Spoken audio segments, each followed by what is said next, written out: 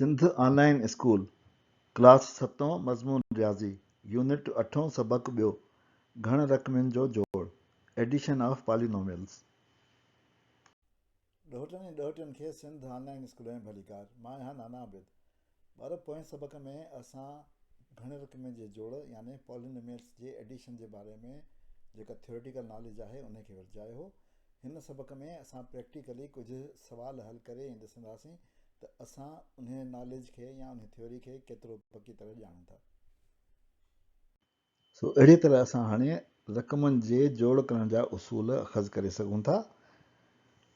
पहिरियों जेको असां नतीजो अख़ज़ कंदासीं उहो त रुॻो हिकु जहिड़ियूं रक़मूं यानी लाइक टर्म्स पाण में गॾु करे सघजनि थियूं, उन्हनि खे जोड़े सघिजे थो। उन खां पोइ गॾु करण में रुॻो अददी मुंड यानी कोएफिशिएंट हिसो था वठनि। ऐं टीं शइ जेका असां ॾिठी उहा ॾिठीसीं त रक़म जी निशानी अददी मुंड जो हिसो हूंदी आहे। ऐं गॾु करण में बदिलजण दड़ साॻियो रहंदो आहे। कोएफिशिएंट हिसो वठंदा आहिनि, उहे पाण में गॾु थींदा आहिनि, पर बदिलजंदड़ जेको आहे उहो साॻियो रहंदो आहे, उनखे कुझु बि कोन थींदो आहे। हाणे थ्योरी त असां पढ़ी वरिती, अचो त हाणे हिन थ्योरीअ खे प्रैक्टिकल में इस्तेमालु करे ॾिसूं। उन प्रैक्टिस लाइ असां मश्क 8.1 जो सवाल नंबर A6 हल कंदासीं। उन में असांखे ॿ एक्सप्रेशन पाण में जोड़ करणा आहिनि। हिकिड़ो आहे 6x² + 2x + 4 ऐं ॿियो आहे 3x² + 5x। हिन ॿिन्ही खे असांखे पाण में जोड़ करणो आहे। असां हिन ॿिन्ही खे उभे तरीक़े सां बि कंदासीं ऐं सिधे तरीक़े सां बि, यानी उफ़क़ी ऐं उमूदी ॿिन्ही तरीक़नि सां कंदासीं। सभिनी खां पहिरीं मां हिनखे कयां थो उभे तरीक़े सां यानी उमूदी तरीक़े सां। उन में सभिनी खां पहिरीं मां ॾिसंदुसि त मूं वटि कहिड़ो एक्सप्रेशन आहे जंहिंमें वधीक टर्म्स आहिनि, उन खे पहिरीं लिखंदुसि। जीअं हिन में आहे 6x² + 2x + 4, सो उन खे मां लिखंदुसि पहिरीं। सो मां लिखां थो 6x² +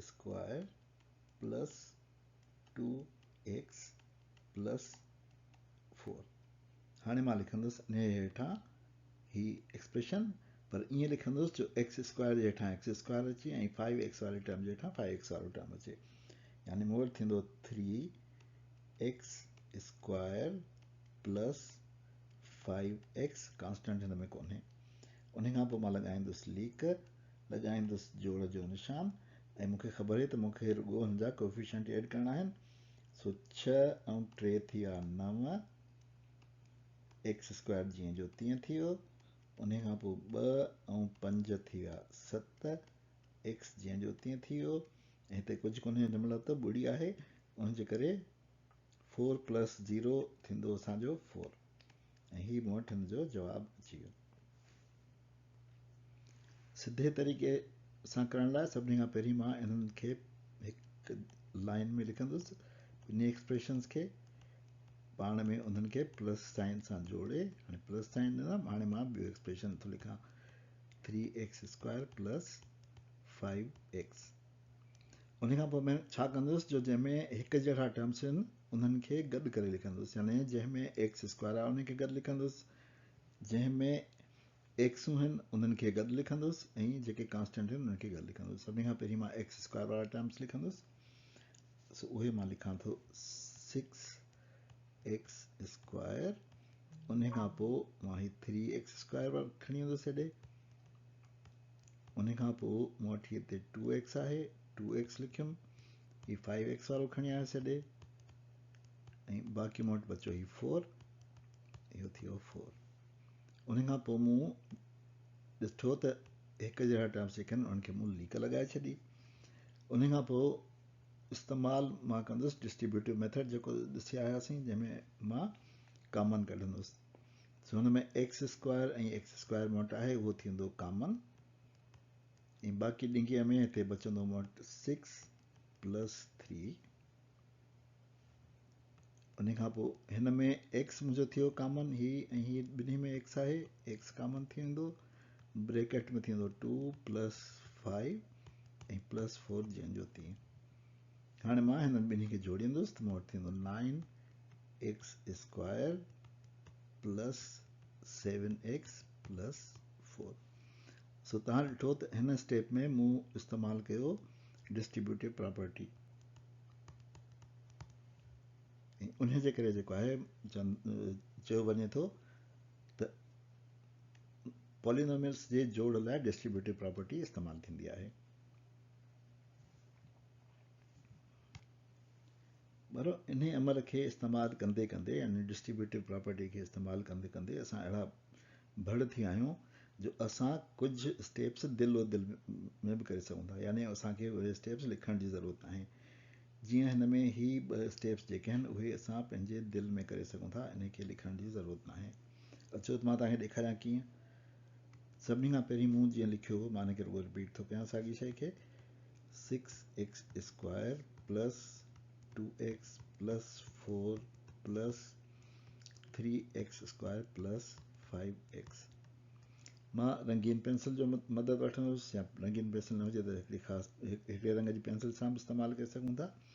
सभिनी खां पहिरीं मां अंडरलाइन कंदुसि उहे टर्म्स जेके हिक जहिड़ा आहिनि, यानी ही ऐं ही टर्म ॿई हिक जहिड़ा आहिनि। ॿिए रंग सां मां हाईलाइट कंदुसि, अच्छे सां थो कयां, जेके एक्स वारा टर्म्स आहिनि। बाक़ी मूं वटि जेको आहे उहो कॉन्स्टेंट बचो, उनखे मां ॻाढ़े सां कयो। हाणे मां छा कंदुसि, जो ॾिसंदुसि इहे टर्म्स उन्हनि जो अददी मुंड यानी उनजा कोएफिशिएंट ॾिसंदुसि, उन्हनि खे हिते ई एड करे छॾींदुसि। 6 ऐं 3 उहे थी वेंदा 9 ऐं x² लिखी छॾींदुसि। उन खां पोइ मां अॻियो ईंदुसि, हिते मूं वटि आहे x जा कोएफिशिएंट जेके आहिनि उहे आहिनि 2 ऐं 5। 2 ऐं 5 थी विया 7, इन खे मां लिखंदुसि 7x ऐं बाक़ी 4 जेको आहे उहो। तव्हां ॾिठो त मां हिन तरीक़े सां 2 स्टेप जेके आहिनि उन्हनि खे एलिमिनेट करे छॾियो, हिन खे मूं पंहिंजे दिमाग़ में कयो, दिल में कयो। सो अहिड़ी तरह तव्हांखे मां इहो रिकमेंड कंदुसि त इहे स्टेप तव्हां पंहिंजे दिमाग़ में या दिलि में कयो, ही 2 स्टेप्स जेके आहिनि, ऐं जेतिरो तव्हांखे घटि स्टेप में जवाबु हासिलु करे सघो था ओतिरे घटि स्टेप्स में जवाबु हासिलु कयो। अॻियों सुवाल जेको असां हल कंदासीं उहो एक्सरसाइज़ 8.1 जो क्वेश्चन B10 आहे। हिन खे मां उमूदी तरीक़े सां कंदुसि ऐं उफ़क़ी तरीक़े सां तव्हां पाण हल कजो। सभिनी खां पहिरीं मां ही 3 एक्सप्रेशन्स हिक ॿिए जे हेठां लिखी छॾींदुसि, अहिड़ी तरह जो हिक जहिड़ा टर्म्स हिक ॿिए जे हेठां हुजनि। उन खां पोइ मां लॻाईंदुसि लीक हिन जे हेठां, प्लस जो निशान लॻाईंदुसि। हाणे मूंखे जेको आहे उहो एडिशन करणी आहे। सभिनी खां पहिरीं मां कंदुसि 14 प्लस 13 माइनस 5, छो त माइनस आहे मूं वटि। सो ये थींदा 14 ऐं 13 27, 27 मां 5 विया बाक़ी बचा 22। सो मां हिते लिखी छॾींदुसि 22 ऐं वेरिएबल ई आहे। उन खां पोइ मूं वटि अॻियां आहे -15 ऐं +14, इहो थींदो मुंहिंजो -1, छो त माइनस वारो वॾो आहे। मां हिते लिखंदुसि -1f। उन खां पोइ लिखंदुसि प्लस या माइनस, हिते निशान मूंखे न ख़बर कोन्हे, पर हिते मां जेकॾहिं मां एड कयां त +10 आहे, +3 आहे, ऐं हिते छा आहे, हिते ॿुड़ी आहे न ॿारो, ॿुड़ी कोन्हे। जॾहिं को बि कोएफिशिएंट न लिखियलु हूंदो आहे त उहो 1 हूंदो आहे। असां पहिरीं इहो पढ़ी आयासीं न, त उहो 1 हूंदो आहे कोएफिशिएंट। सो हिन में छा थींदो असांजो 10 - 1 इहो थिया 9, 9 ऐं 3 थिया 12। हिते थींदो मुंहिंजो प्लस वारा थींदा 12 ऐं जी। सो मूं हिन महिल चयो त हिकु जो कोएफिशिएंट लिखिबो न आहे, उनजे करे हिते मूं जेको आहे उहो ग़लतीअ सां लिखियो आहे या सम्झाइण लाइ लिखियो आहे। सोचो त मां हिनखे ड्राहे छॾियां। सो हीउ मुंहिंजो जेको आहे जवाबु थियो 22e - f + 12g। हिन खे तव्हां पाण सिधे तरीक़े सां या उफ़क़ी तरीक़े सां हल कजो। आख़िरी सुवाल जेको असां गॾु हल कंदासीं उहो आहे एग्ज़ाम्पल 4 असांजी किताब में। उनखे असांखे हल करिणो आहे। हिनखे मां उफ़क़ी तरीक़े सां हल कंदुसि। सभिनी खां पहिरीं मूं सभिनी खे गॾु लिखिणो आहे मूंखे। सो हुननि खे मूं गॾु लिखी छॾियो, हिकिड़े लाइन में, हिकिड़े उफ़क़ी तरीक़े सां। हाणे मूंखे अंडरलाइन करिणो आहे त कहिड़ा कहिड़ा टर्म्स हिक जहिड़ा आहिनि। सो मां सभिनी खां पहिरीं a² वारे टर्म खे अंडरलाइन कंदुसि, इहे ॿई हिक जहिड़ा आहिनि। उन खां पोइ मां ॿिए रंग सां अंडरलाइन कंदुसि ab² वारनि टर्म्स खे। हाणे मूंखे उहे टर्म साम्हूं मिली विया। हाणे मूंखे रुॻो उन्हनि जे कोएफिशिएंट्स खे जोड़ करिणो आहे। हिन जो आहे कोएफिशिएंट 6 ऐं हिते आहे 4, 6 ऐं 4 थिया 10, मूं लिखी छॾियो कोफिशिएंट 10 ऐं ए स्क्वायर ऐं बी।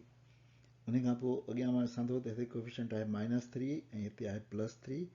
-3 ऐं +3 जॾहिं जोड़ थींदा त उहे थींदा 0। सो मूं लिखियो ए बी स्क्वायर। पर जॾहिं कोफिशिएंट 0 हूंदो आहे त उहो टर्म सॼो 0 थींदो आहे। असांखे ख़बर आहे न 0 कंहिं शइ खे मल्टीप्लाई कंदो आहे त उहो 0 थींदो आहे।